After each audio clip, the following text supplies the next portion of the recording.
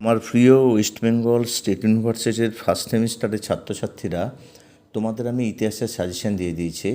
আজকে আমি তোমাদের ইতিহাসের 2 নম্বরের উত্তরগুলো দিলাম, কারণ 2 নম্বরের উত্তরগুলো ছোটোর মধ্যে যথোপযুক্ত লেখা একটু কষ্টসাধ্য ব্যাপার। আমি মাত্র 19টা দিয়েছি। আশা রাখি এর মধ্যেই তোমরা সবগুলোই কমন পেয়ে যাবে, অর্থাৎ তোমাদের 15টা দেয়া থাকে, তার মধ্যে 10টা করতে হয়, এর মধ্যেই সব পেয়ে যাবে। দেখো উত্তরগুলো। এক হচ্ছে সিন্ধু সভ্যতার সমসাময়িক দুটি অভারতীয় সভ্যতার নাম করো। দুটি অভারতীয় সভ্যতা হলো, এক মিশরীয়, দুই সুমের বা মেসোপটেমিয়া সভ্যতা। দুই ঋগ বৈদিক যুগের সভা ও সমিতি বলতে কী বোঝো? বৈদিক যুগের সভা ও সমিতি নামে দুটি প্রতিষ্ঠানের কথা জানা যায়, এদের গঠন ও কার্যাবলী সম্পর্কে বিশেষ কিছু জানা যায় না।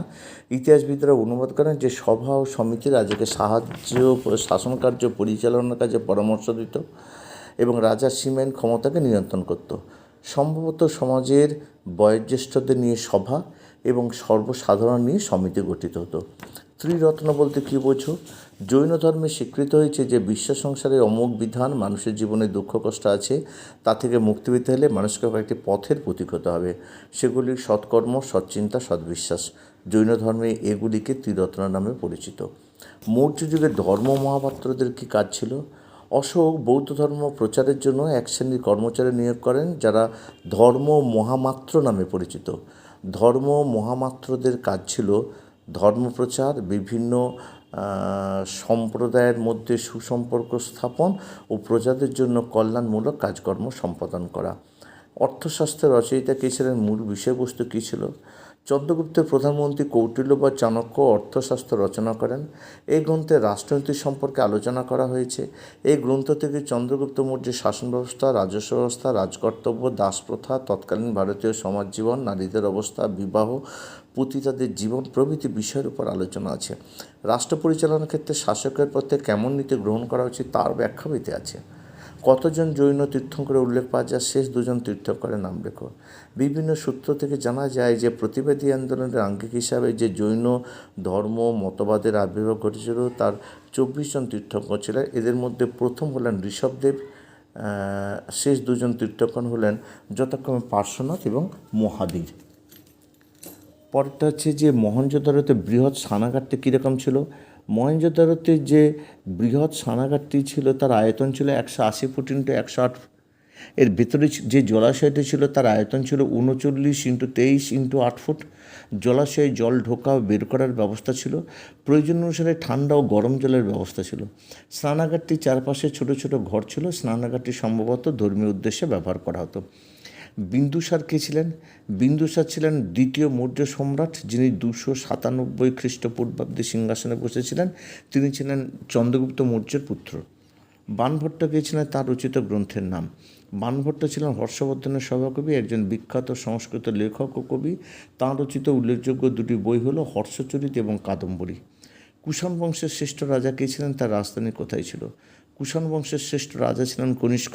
কনিষ্কর বিবরণ থেকে জানা যায় যে পুরুষপুর বা বর্তমান পেশর ছিল কনিষ্কের রাজধানী। খ্রিস্টীয় প্রথম শতকে আবিষ্কৃত কোন প্রাকৃতিক ঘটনা ভারত ও রোমের মধ্যে বাণিজ্য গড়ে তুলতে সাহায্য করেছিল? খ্রিস্টীয় প্রথম শতকে আবিষ্কৃত একটি গুরুত্বপূর্ণ প্রাকৃতিক ঘটনা যা ভারত ও রোমের মধ্যে বাণিজ্য গড়ে তুলতে সাহায্য করেছিল তা হলো মৌসুমি বায়ু।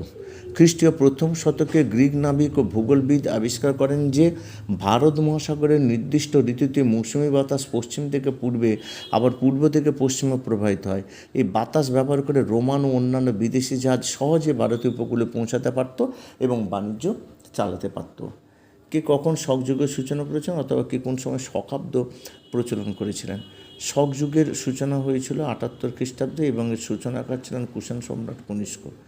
নাসিক প্রশস্তি কে রচনা করেন? গৌতমীপুত্র সাতকর্ণী গৌতম বলশ্রী নাসিক প্রশস্তি রচনা করেন। এতে সাতবাহন রাজা গৌতমীপুত্র সাতকর্ণীর কৃতিত্বের কথা উল্লেখিত আছে। মহেঞ্জোদারো প্রাপ্ত ব্রোঞ্জের নর্তকী মূর্তির তাৎপর্য কী? মহেঞ্জোদারোতে যে ব্রোঞ্জের নারী মূর্তিটি পাওয়া গেছে তা মহেঞ্জোদারোতে প্রায় 2500 খ্রিস্টপূর্বে তৈরি। 1926 সালে মহেঞ্জোদারো এটি আবিষ্কৃত মূর্তিটি অস্তিত্ব হরপ্পা সমাজের উচ্চ শিল্পের উপস্থিতি নির্দেশ করে, যা তাদের শৈল্পিক পরিশীলতাকে প্রতিফলিত করে। মূর্তিটির বাস্তবতা এবং প্রকৃতিবাদ এবং একটি অসাধারণ অনুভূতি দেখায়, যা মেয়েটির স্থান অভিব্যক্তি এবং অঙ্গবিন্যাসের সূক্ষ্ম বিবরণ বর্ণনা করে। ঋগ্বৈদিক যুগে দুটি মুদ্রার নাম করো। ঋগ্বৈদিক যুগে দুটি মুদ্রা হলো মনা ও নিষ্ক। অষ্টাঙ্গিক মার্গ বলতে কী বুঝো? গৌতম বুদ্ধ দুঃখের নিবৃত্তি ও মধ্যম পন্থা অনুশীলনের জন্য 8টি নীতি বা আদর্শ পালনের কথা বলেন। এই আদর্শগুলি হলো সদ্বাক্য, সৎকর্ম, সৎচেষ্টা, সজ্জীবিকা, সৎসংকল্প, সৎচিন্তা, সদ্দৃষ্টি, সৎসমাধি। মধ্যপন্থা অনুশীলনের জন্য এই 8টি পথ বৌদ্ধ ধর্মে অষ্টাঙ্গিক মার্গ নামে পরিচিত। আলেকজান্ডার কখন ভারতবর্ষে আক্রমণ করেন? ভারত ইতিহাসে তার আক্রমণের তাৎপর্য কী? গ্রিক বীর আলেকজান্ডার 327 খ্রিস্টপূর্বে ভারত আক্রমণ করেন। আলেকজান্ডারের ভারত আক্রমণ ফলে গ্রিক রোমান সভ্যতা সংস্কৃতির সঙ্গে ভারতীয় সভ্যতা ও সংস্কৃতির সম্পর্ক স্থাপিত হয়েছিল, আর দুই ভারতীয় শিল্পকলা এই সম্পর্কের প্রভাব পড়েছিল। মেগাস্থিনিস কে ছিলেন? তার গ্রন্থের নাম কি? মেগাস্থিনিস ছিলেন গ্রিক সাম্রাজ্যের অন্তর্গত সিরিয়া রাজা সেলুকাসের দূত। তিনি চন্দ্রগুপ্ত মৌর্যের আমলে ভারতে আসেন। তাঁর রচিত ভারত বিষয়ক গ্রন্থের নাম ইন্ডিকা। তৃতীয় বৌদ্ধ সঙ্গীতি কোন রাজা কী কারণে আহ্বান করেছিলেন? মৌর্য যুগের শ্রেষ্ঠ সম্রাট অশোকের সময়ে 251 খ্রিস্টপূর্বে পাটলিপুত্রে তৃতীয় বৌদ্ধ সম্মেলন অনুষ্ঠিত হয়েছিল। এই সম্মেলনে সভাপতিত্ব করেন বিখ্যাত বৌদ্ধ সন্ন্যাসী উপগুপ্ত। সম্মেলনের ফলস্বরূপ অভিধর্ম পিটক সংকলিত হয়।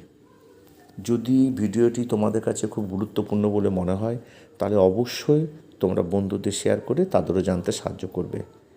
আর তোমরা যারা আমার চ্যানেলে নতুন তারা অবশ্যই চ্যানেলটিকে সাবস্ক্রাইব করে পাশে থাকা বেল আইকনটিকে বাজিয়ে সমস্ত নোটিফিকেশন অন করে রাখবে, যাতে এই ধরনের যে কোনো নোটস, যে কোনো সাজেশন, যে কোনো ভিডিও তোমাদের কাছে প্রথম পৌঁছে যায়। আজ এই পর্যন্ত, আবার দেখা হবে পরবর্তী কোনো ভিডিওতে।